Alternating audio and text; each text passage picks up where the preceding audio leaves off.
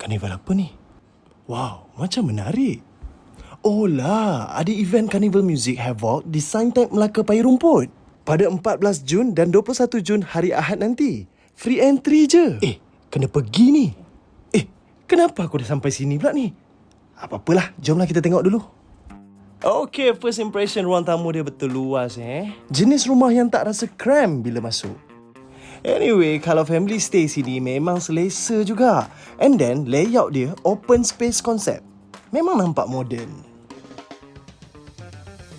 Okay, jom kita naik ke bahagian atas. Anyway, dekat atas ni dia ada living area. And then living area ni pun boleh tahan luas And then boleh lepak-lepak dengan family korang dekat sini. Okay guys, untuk rumah ni dia ada 4 bilik tidur dan 3 bilik air. So kalau family korang besar memang sesuai yang jenis suka extra room dan ruang yang selesa. Okay, next Iko nak bawa korang masuk ke master bedroom dia. See? Master bedroom dia pun not bad. Ruang yang selesa, ruang yang cantik. Tengok ni, siap ada balcony lagi. Bila bangun pagi tu, bolehlah korang ambil udara segar. Macam ni.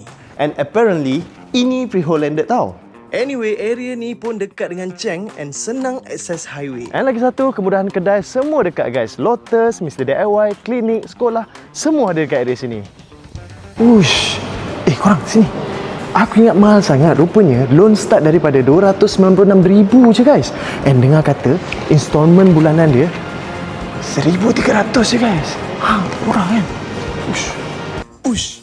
Sekarang ni ada kempen beli dan menang guys. Ada Ogawa Massage Chair, ada Smart TV 45 inci, Redmi Note 15 Pro, Gold Coin dan banyak lagi hadiah menarik.